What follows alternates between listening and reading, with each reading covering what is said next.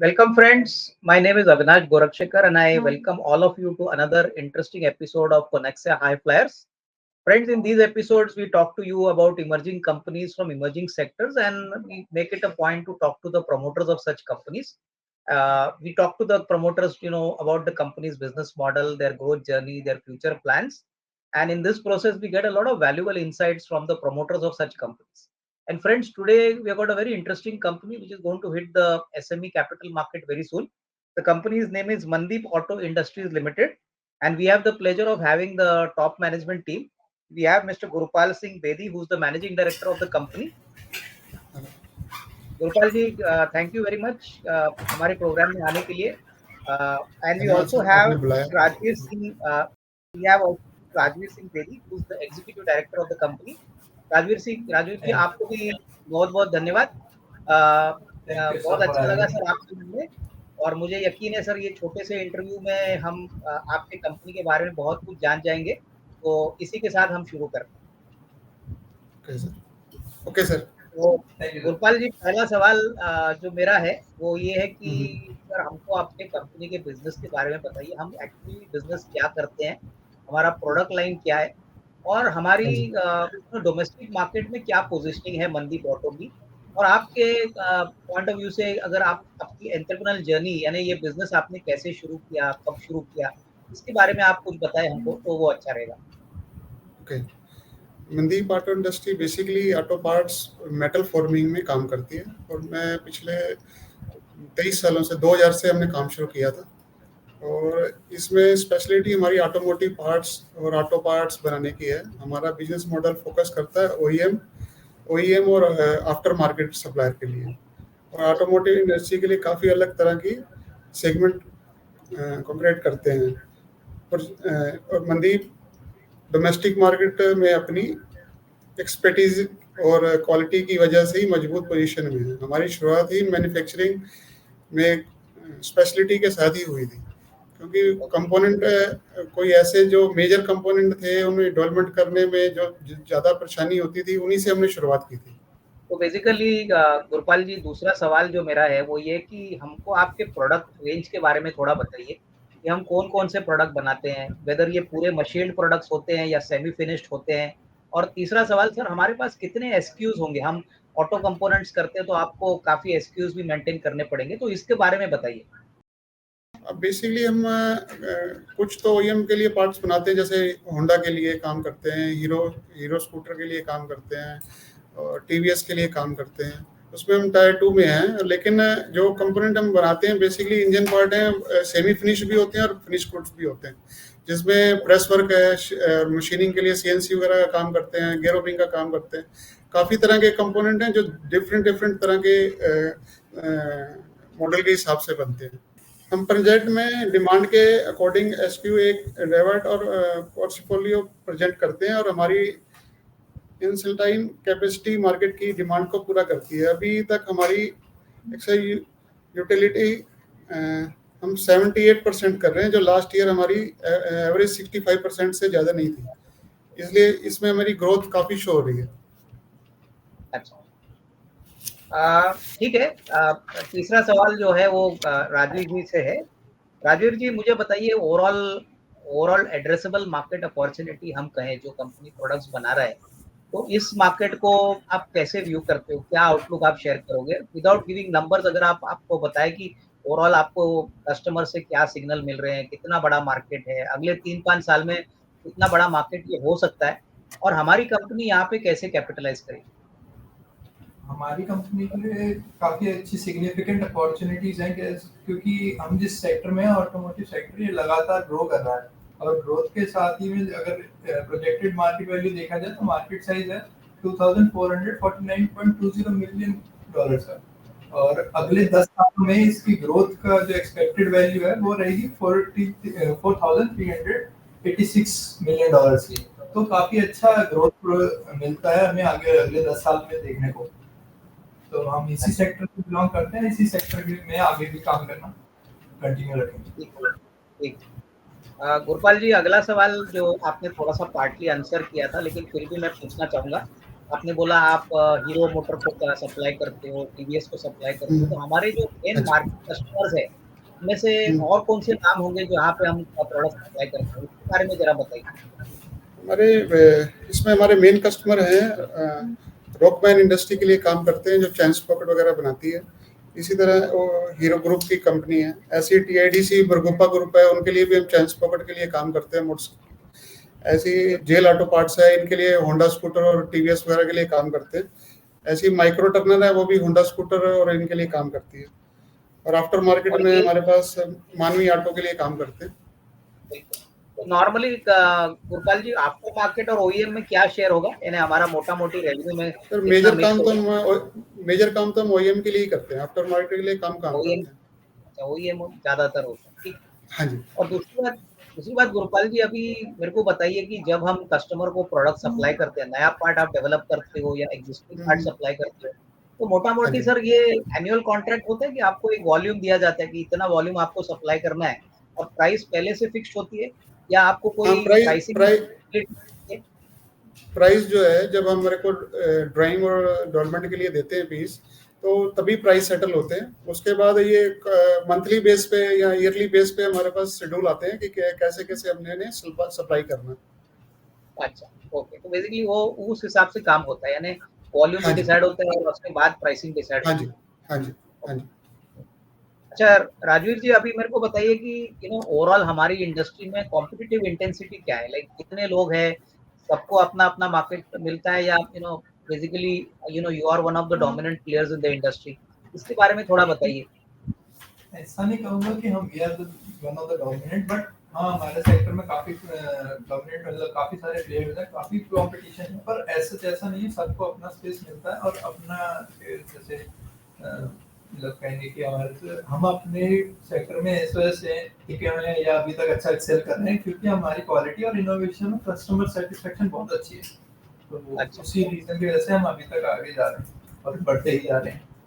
बिल्कुल, ये अच्छी बात है, आई थिंक बहुत अच्छा है सुनकर। गुरपाल जी, अभी मेरे को बताइए कि सर हम प्रोडक्ट डिफरेंशिएशन कस्टमर को कैसे देते हैं? आई मीन ऑटो कंपोनेंट्स में जैसे राजवीर जी ने कहा कि काफ़ी दूसरे प्लेयर्स भी है, हम भी है। तो सर जब हम कोई कस्टमर को प्रोडक्ट सप्लाई करते हैं, तो हमारी कौन-सी बात होती है जो कस्टमर को सबसे अच्छी पसंद होती है? क्वालिटी है, सर्विस है, एग्जीक्यूशन है? तो 2-3 क्वालिटेटिव पॉइंट्स जो आप बता सकते हो कि जिससे हम कर सकते हैं कि हमारा प्रोडक्ट दूसरों से अच्छा है, in terms of qualitative assessment. Sir major count ही यही होता है कि आपको जो काम मिला है आप उसको कितनी शिद्दत से करते हैं। क्वालिटी क्वालिटी और क्वांटिटी और आपकी जो जो भी काम में रुचि है उसको आप कितनी अच्छी तरह से करते हैं। अब हमारा मेजर काम ही यही है कि जो जो क्वालिटी हम देते हैं कंपनी को, हमारे आज तक हमने रिजेक्शन फेस नहीं की, क्योंकि हम जो भी 100% चेक करते हैं, क्वालिटी बनाते हैं मटेरियल की, कि जिससे माल का एंड एंड यूज पे जाके कहीं रिजेक्शन ना हो। तो इसलिए हाँ, कंपनी भरोसा करती है हमारे काम पे। बिल्कुल। तो ज़्यादातर क्वालिटी ही फ़ोकस है, ये मान के मैं चलूँ हाँ जी। कि यही आपका हाँ जी। मेन हाँ जी। यूएसपी। हाँ जी। अच्छा गुरपाल जी, अभी थोड़ा फाइनेंशियल्स के बारे में बात करते हैं। इस साल काफ़ी अच्छा नंबर आपने एफवाई 23 के लिए दिखाया था, 29 करोड़ की टॉप लाइन है, तो पिछले साल करीबन 21 करोड़ थी। आपका जी। प्रॉफिट आफ्टर टैक्स भी ऑलमोस्ट 100% बढ़ा है। इनफैक्ट मैं देख रहा था कि 65 लाख से करीबन 1.05 करोड़ का प्रॉफिट हुआ है। तो पहले तो हाँ मेरे को जी। बताइए कि सर ये इम्प्रूवमेंट किस कारण से हो गया? इतना अच्छा इम्प्रूवमेंट प्रॉफिटेबिलिटी में, रेवेन्यू में, इसके क्या मेन कारण हो सकते हैं? इसके कई रीजन है।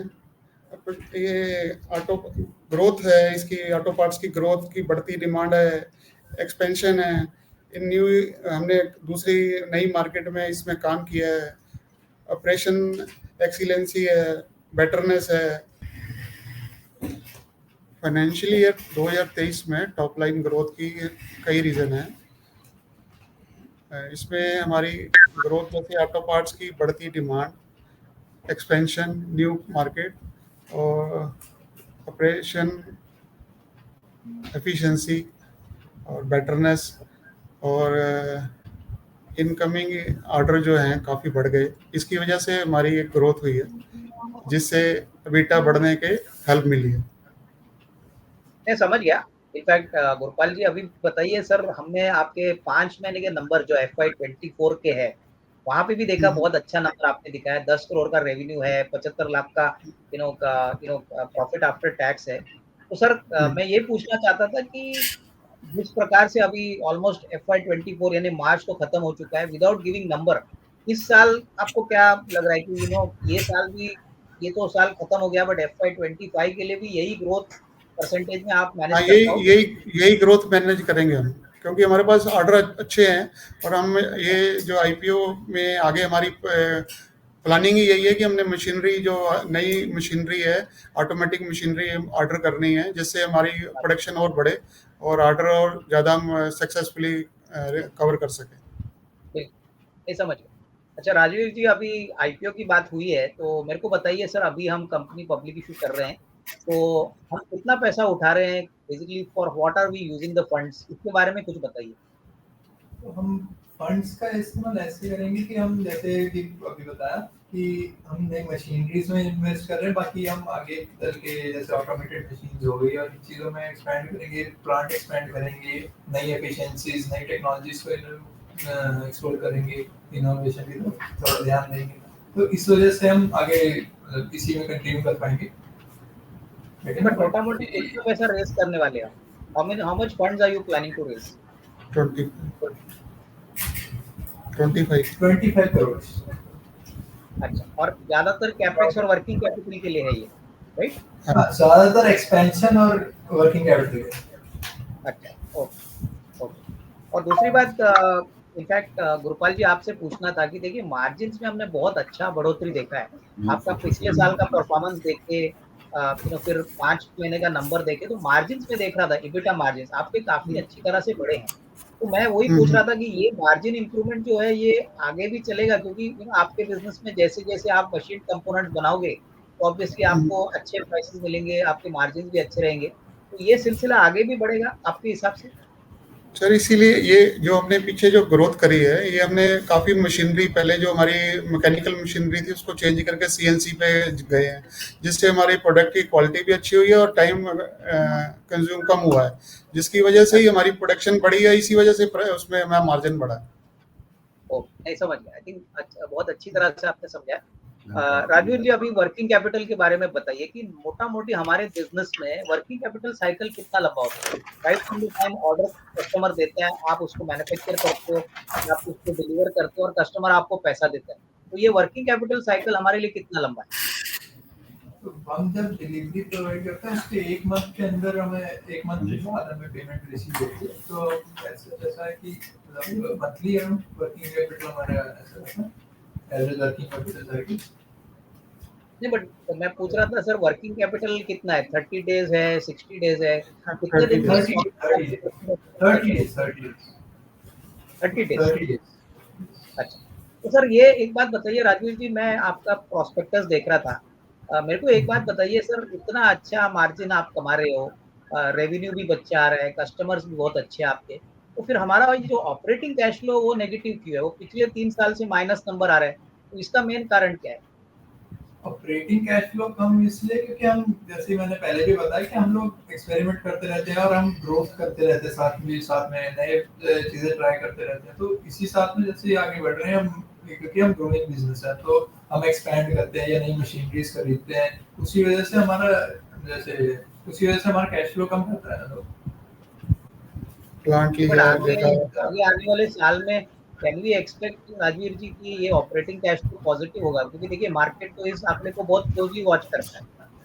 हाँ बिल्कुल, क्योंकि अभी क्या है कि हम we are like hand to mouth, की जितना आ रहा है हम उसको या तो इन्वेस्ट कर रहे हैं या उससे हम काम कर रहे हैं। तो जब हमारे पास एक सब्सिडरी अमाउंट होगी कि हम इससे एक्सपेंड कर सके, तो हमारा ये जरूर पॉजिटिव साइड पे जाएगा। बिल्कुल, आई थिंक मैं समझ गया। डेफिनेटली आई थिंक आगे का साल होपफुली अच्छा रहना चाहिए कंपनी के लिए। गोपाल जी, आखिरी सवाल जो इम्पोर्टेंट है बिजनेस के पॉइंट ऑफ व्यू से, और हमारे बिजनेस में सबसे बड़ा जो बिजनेस रिस्क होता है वो क्या है? कोविड तो एक ऐसा रिस्क था जो सारे इंडस्ट्रीज के लिए, कंपनी के लिए बहुत खराब था, लेकिन कोविड को अगर हम छोड़ते गोपाल जी, तो हमारे बिजनेस में सबसे बड़ा रिस्क क्या है और हम उसको कैसे मैनेज करते हैं, इसके बारे में बताइए। तो जो हमारे बिजनेस में सिंगल मोस्ट जो फैक्टर इन्वॉल्व होता है हमारे बिजनेस में, जो रिस्क है वो है कि market fluctuations, like raw material का प्राइस हो गया या फिर कभी-कभी डिमांड अप डाउन होती है। तो इसके लिए हम क्या करते हैं कि हम रॉ मटेरियल के एडवांस में बुकिंग या इस सब रेगुलरिटी, मतलब हम अपना प्री हम आगे से बिल्कुल देख के रखते हैं कि कैसा चल रहा है, क्योंकि हमारी अप्रोच विजिलेंट और प्रोएक्टिव है, तो हम उसको मिटिगेट, रिस्क को बिल्कुल मिटिगेट करके रखते हैं कि होना ही नहीं चाहिए कभी। तो हम उसके हिसाब से स्ट्रेटेजिक प्लानिंग करते हैं और हमारा डाइवर्स पोर्टफोलियो और एजाइल रिस्पांस मार्केट डायनेमिक्स के लिए हमें इन चीज़ों से दूर रखता है। तो ऐसे तो हमें रिस्क से इतना फर्क नहीं पड़ता। तो ये बेसिकली रॉ मटेरियल का वोलेटिलिटी का जो रिस्क है वो सबसे बड़ा रिस्क है अकॉर्डिंग टू यू। हाँ जी, रॉ मटेरियल, हाँ रॉ मटेरियल वोलेटिलिटी, क्योंकि जब से रॉ मटेरियल हमारा है आयरन, तो आयरन तब से इसलिए कमोडिटी मार्केट में इंट्रोड्यूस हुआ है, ज़्यादा वॉलेटाइल हो गया। ठीक है, मेरे ख्याल से मैं ये भी पूछना चाहता था कि सर जो सेक्टर को हम कैटर करते हैं, जैसे ऑटो सेक्टर अभी तो बहुत अच्छा चल रहा है, लेकिन ये साइक्लिकल सेक्टर है, 4-5 साल की तेजी के बाद मंदी आती है, तो ये डेफिनेटली बड़ा रिस्क नहीं है, but raw material volatility is the bigger risk according to, right? हाँ जी, ठीक है, आई थिंक सर बहुत बढ़िया लगा आपसे दोनों से बात करने में। तो मेरे Thank you. साइड से सर विशेष आपको, आपके पूरे मैनेजमेंट टीम को, और पब्लिक इशू के लिए भी मेरे ख्याल से आई मीन बहुत अच्छे आईपीओ आपका जाए, यही मेरी बेस्ट विशेष। Thank you very much. धन्यवाद। Thank you.